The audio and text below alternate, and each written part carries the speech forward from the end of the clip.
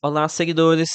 No vídeo de hoje falar sobre o gadismo em fundos imobiliários, ou seja, sou o pessoal aqui super puxa-saco de gestores imobiliários, algo que na minha opinião pode estar contribuindo aqui para estragar os FIIs, né? Aqui a gente meio que tem uma tríade, né? Que é o gestor espertalhão, o grande influenciador passando pano para essas lambanças dos gestores e para completar o investidor gado que fica defendendo tudo que o gestor faz, né? Tem muito investidor que fica agradecido lá com os pagamentos do FIIs. É como se não fosse algo como se fosse algo dado, né? O que o fundo está te pagando, mas não apenas remuneração pelo seu capital. Então, a intenção de hoje vai ser demonstrar aqui alguns casos onde a base cotistas foram aqui meio que pelo lado de rei do gado, né, ficando defendendo o gestor e acabaram se dando muito mal. Então, aqui tenho em mente que parte do que está acontecendo hoje com os fundos imobiliários, de tantas crises que a gente tem visto hoje, parte é culpa de você, tá? Que fica aí puxando o saco de fundo de gestora. Aqui é o Thiago PS, seu canal Fica Esperto. Então, vamos aqui para alguns casos de gadismo da base cotistas que acabou dando muito ruim. O primeiro exemplo que eu posso dar aqui é o de GARI 11, fundo, o fundo híbrido da Guard, né? Então, ó, aqui é um fundo que por bastante tempo foi endeusado aqui pela base cotistas. Isso aqui teve um hype aqui realmente incrível aqui há algum tempo atrás, tá? Principalmente em 2024. Um hype imenso mesmo. Mas e aí, como é que a gestora recompensou os cotistas? Recompensou com emissão abaixo do VP disfarçada. Deixa eu ver quando que foi essa emissão. Foi aqui no final de 2024, né? Aqui no mês de novembro. E aqui ela foi disfarçada porque o gestor falou que iria pagar a taxa de administração, né? A taxa de distribuição, mas depois, olhando assim na letra miúda da emissão, a gente descobria que a Guardian ela iria absorver apenas parte desse custo de emissão, né? Então, na verdade, foi realmente uma emissão abaixo do VP disfarçada, né? Que bem na cara dura. Isso porque depois desse VP super depreciado, né? Lembrando que o fundo era negociado aqui com um VP de 10,54 aqui em 2021, normalmente estava aqui na casa dos R$ 9 o VP. Então, além de uma bela diluição, tomaram aqui uma emissão abaixo VP aqui nos cotistas final de 2024. Depois disso, até que essa gadice aqui com GAD 11 deu uma boa diminuída, tá? Ah, agora aqui vamos para mais um caso em que a gadice levou à ruína dos cotistas. Aqui o RPR11, o famoso Urcão. E olha, o primeiro, quando os cotistas começam a dar apelidinho para a gestora, aqui eu posso ter certeza que vai vir coisa ruim, tá? Pois bem, aqui no Urcão aconteceu o seguinte: aqui os gestores ficaram muito mal acostumados é, com, com a idolatria que eles receberam, né? Isso que acabou resultando em que, lá nos anos 2020, 2021, muito cotista, ele acabou ficando definindo demais gestor, aceitava muito ágio aqui com o fundo, e aí a Urca, ela pensou que ela conseguiria captar num piscar de olhos, pensou que realmente iria sempre conseguir captar. Isso aqui acabou gerando a ruína do fundo, porque eles pensaram que estariam sempre conseguindo fazer captação, daí entraram em vários empreendimentos na qual era ser necessário fazer novos aportes em obras. No entanto, o mercado começou a virar com os juros começando a subir, alguns problemas começando a aparecer, e o fundo parou de fazer captação, não conseguiu mais captar recursos. Então, isso aqui acabou gerando todo esse rolo que a gente tem visto hoje. Então, mais um caso aqui onde a gandice aqui dos cotistas é a mais a arrogância dos gestores levaram à situação aqui dramática que o fundo está vivendo hoje.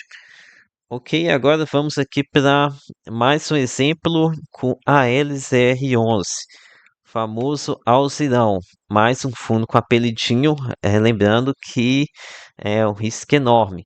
E olha, acho que esse hype de um Gary 1124 só foi superado aqui pelo hype do Alzirão lá em 2020 e 2021. Aqui realmente foi algo insano.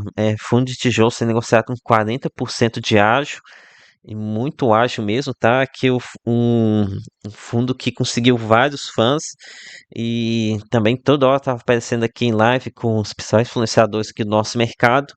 Mas aí como que o gestor recompensou esse amor dos cotistas? Foi lá e meteu uma emissão sem sobras e sem montante adicional para o cotista pessoa física. E lembrando que nessa época aqui, 2020, 2021, a gente conseguia muito dinheiro com emissão, né? Que é um dinheiro muito fácil via arbitragem. Você vendia suas cotas R$ 120 no mercado secundário e recomprava sei lá, a R$ 100 na emissão. Então era um lucro certo, né? Então, excelente, todo mundo querer fazer arbitragem. Mas aí o gestor foi numa determinada emissão, não vou me lembrar de qual, e soltou a emissão apenas com direito de preferência. Então, o cotista, pessoa física, ainda poderia aproveitar um pouco, mas não ia aproveitar 100%. Então, qual que era a intenção do gestor? Fazer essa emissão com direito de preferência, né, para a sardinhada fazer a sua arbitragem, mas o restante, o grosso da emissão, entraria pelos institucionais, ou seja, FOFs e amiguinhos ali da Faria Lima. Então, a intenção aqui de não ter sobras no montante adicional é sobrar mais para os institucionais conseguirem arbitrar. Aí depois veio aqui uma crítica enorme, todo mundo ficou bravo aqui com a gestora, né, de ter deixado de fora esse benefício aqui pelos cotistas, e a pressão foi tanta que o gestor ele voltou atrás e liberou sobras montante adicional na emissão. O pior de tudo é depois o gestor ele veio aqui com uma cara de pau falando que não sabia que os investidores queriam tanto assim a emissão. Então, para mim, esse aqui foi, acho que, o caso mais feio, tá? Acho que mais feio é mais notório de gadice aqui em fundos imobiliários. Então, aqui o selo Rei do Gado vai para o pessoal do meu querido Alzirão. Aqui tomaram um ferro, um tapa na cara do gestor tão feio, mas tão feio que, nossa, isso aqui tem um caso que já tem 5 anos, mais quase 6 anos aqui já.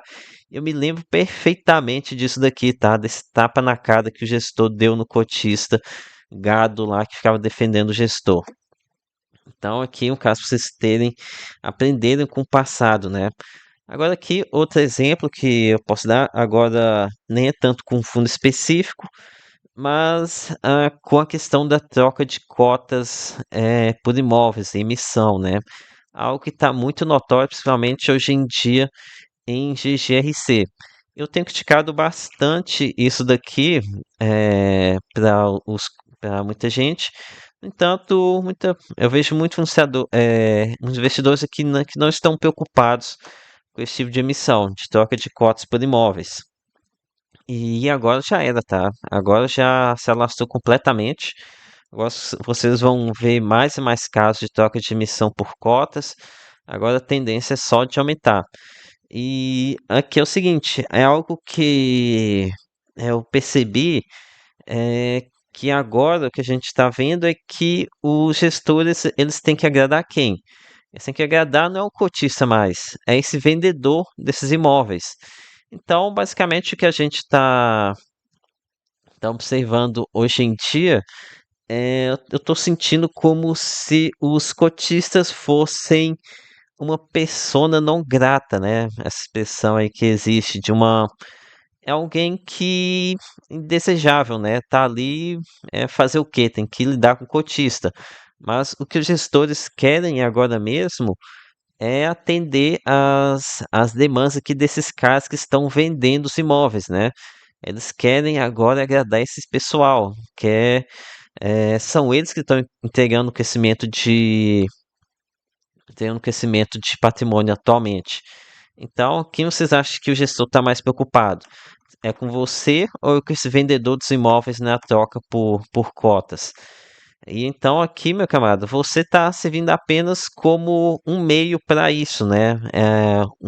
Agora aqui a intenção é ter um fundo grande que tem liquidez, daí essas pessoas vendem os imóveis, trocam por cotas e depois conseguem fazer liquidez aqui no mercado secundário. Então aqui, mais uma vez, parabéns para vocês que ficaram defendendo a troca por cotas. Agora isso aqui já era, tá? Não tem mais como voltar. Então é isso aqui, alguns exemplos de como a gadice dos cotistas fundos imobiliários levou ao mercado que a gente tem hoje, na qual os gestores estão fazendo tanta lambança. Então é isso, peça seu like, se inscreva no canal. Lembre-se que nada aqui é recomendação de compra ou de venda. Até a próxima!